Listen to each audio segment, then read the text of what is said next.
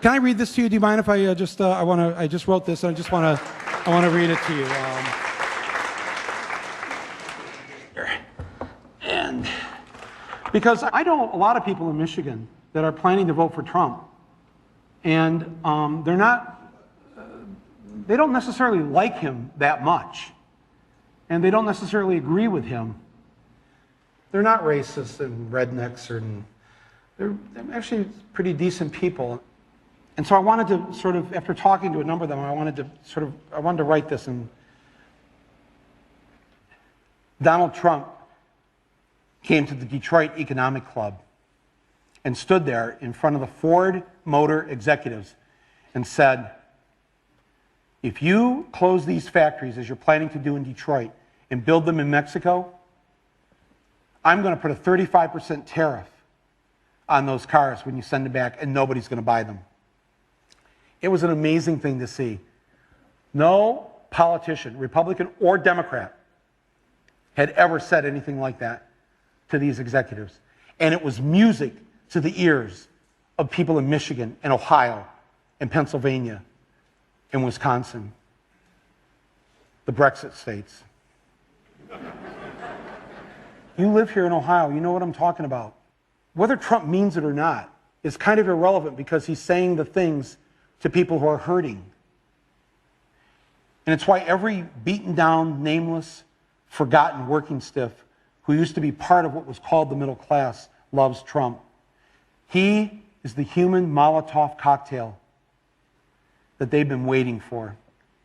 The human hand grenade that they can legally throw into the system that stole their lives from them. And on November 8th, Election Day, although they lost their jobs, although they've been foreclosed on by the bank, next came the divorce, and now the wife and kids are gone. The car's been repoed. They haven't had a real vacation in years. They're stuck with the shitty Obamacare bronze plan where you can't even get a fucking Percocet. They've essentially lost everything they had, except one thing.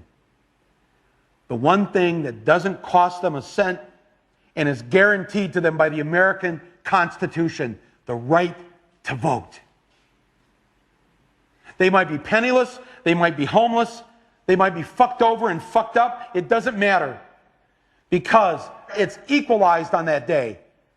A millionaire has the same number of votes as the person without a job. One. And there's more of the former middle class than there are in the millionaire class. So on November 8th, the dispossessed will walk into the voting booth, be handed a ballot, close the curtain, and take that lever, or felt pen or touchscreen, and put a big fucking X in the box by the name of the man who has threatened to upend and overturn the very system that has ruined their lives. Donald J. Trump. They see that the elites who ruined their lives hate Trump.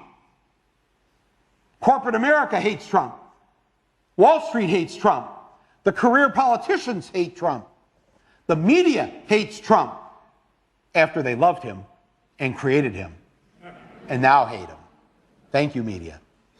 The enemy of my enemy is who I'm voting for on November 8th. Yes, on November 8th, you, Joe Blow, Steve Blow, Bob Blow, Billy Bob Blow, all the blows get to go and blow up the whole goddamn system because it's your right.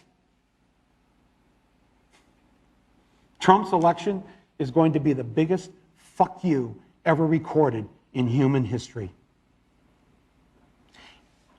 And it will feel good.